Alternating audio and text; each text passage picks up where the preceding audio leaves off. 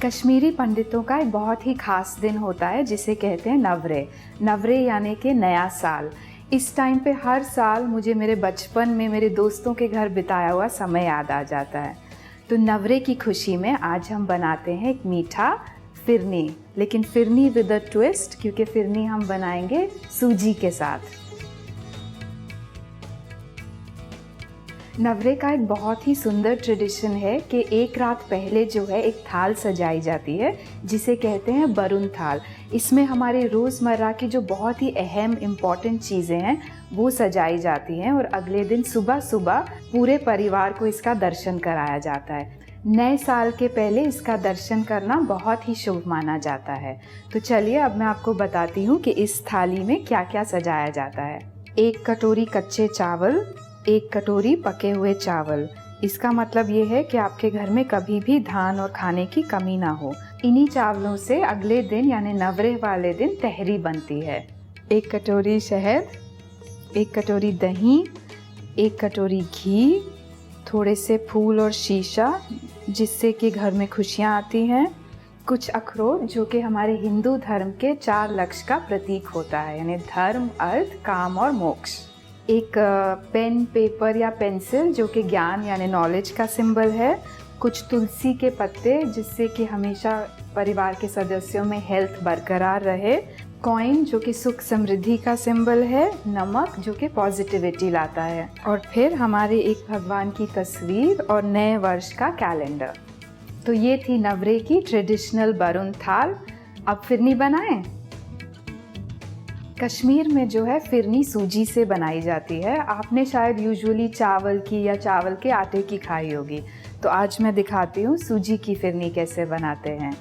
मैंने लिया है 1 लीटर फुल क्रीम मिल्क यानी दूध,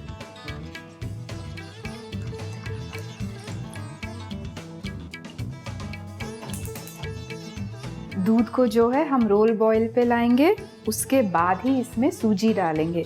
सूजी को जो है मैंने भिगो के रखा है। यूजुअली सूजी यूज़ करने के पहले हम रोस्ट करते हैं, बट फिरनी बनाने के लिए हमने उसको भिगोया है। एक और बहुत अच्छी बात इस फिरनी की ये है कि ये झटपट बन जाती है क्योंकि सूजी को कुक करने में बहुत कम टाइम लगता है।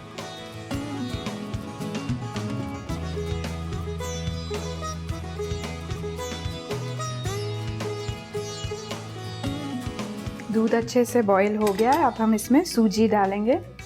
सूजी जो है मैंने 3 बड़े चम्मच ली है। सूजी डालने के बाद आप इसको कंटिन्यूअसली स्टर करते रहिए। सूजी जो है अगर आप ज़्यादा डाल देंगे तो फिरनी जो है जल्दी गाढ़ी हो जाएगी, लेकिन अगर कम डालेंगे तो आप दूध को जो है काढ़ काढ़ के रिक्वायर्ड कंसिस्टेंसी तक ला सकते हैं। अगर आपको लग रहा है सूजी चिपक रही है तो इसको स्लो कर दीजिए गैस को। अभी भी इसकी कंसिस्टेंसी देखिए पतली ही है, ये और 10-15 मिनट तक पकेगी। आप देखेंगे कि ये फिरनी की रेसिपी बहुत ही सिंपल और इजी है। इसको थोड़ा सा रिच करने के लिए मैं इसमें ऐड करूँगी कंडेंस्ड मिल्क। ये मैंने लिया है तकरीबन 3 से 4 चम्मच।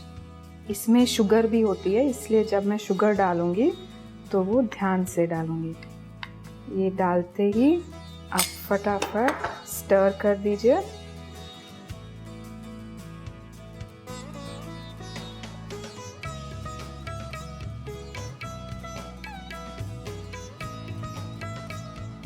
चीनी जो है मैंने 4 से 5 बड़े चम्मच लिए थे, उसमें से मैंने डाली सिर्फ तकरीबन 3 चम्मच है। वो इसलिए क्योंकि हमने पहले भी इसमें कंडेंस्ड मिल्क डाला है जो कि मीठा होता है। तो अब थोड़ा सा और फिरनी पकने के बाद मैं शुगर टेस्ट करूँगी, उसके बाद ही और ऐड करूँगी। फिरनी में वैसे भी मीठा थोड़ा कम ही रहता है।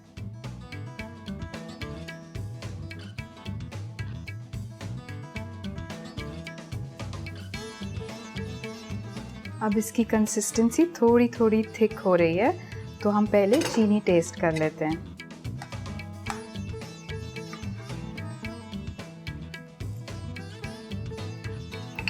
एकदम परफेक्ट है।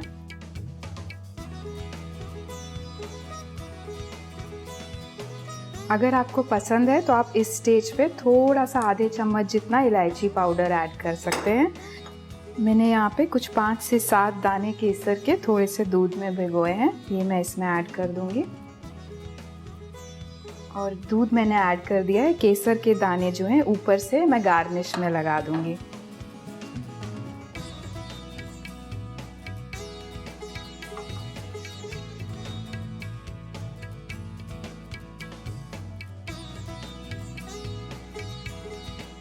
ये देखिए, जब आपकी फिरनी आपके स्पून में ऐसे चिपकने लग जाए तो मतलब ये साइन है कि फिरनी की कंसिस्टेंसी एकदम करेक्ट है। इस स्टेज पे हम गैस ऑफ कर देंगे और अब फिरनी सर्व करने के लिए रेडी है। सर्विंग के लिए मैंने मिट्टी के कुल्हड़ लिए हैं, इनको रात भर सोक किया था ताकि इनसे सारी मिट्टी निकल जाए। अब इसमें हम अपनी फिरनी डालेंगे।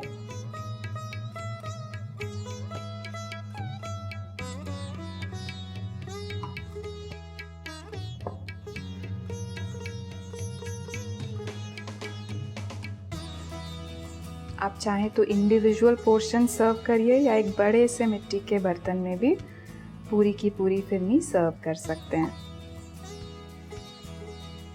गार्निश के लिए मैं इसमें डालूंगी सबसे पहले बादाम,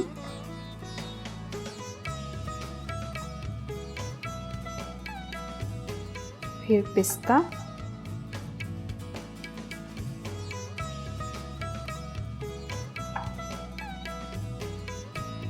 फिर जो केसर हमने पहले बचा के रखा था गार्निश के लिए, और last but not the least fresh गुलाब की पत्तियाँ। मार्केट में ड्राई रोज पेटल्स भी मिलते हैं, आप वो भी यूज़ कर सकते हैं।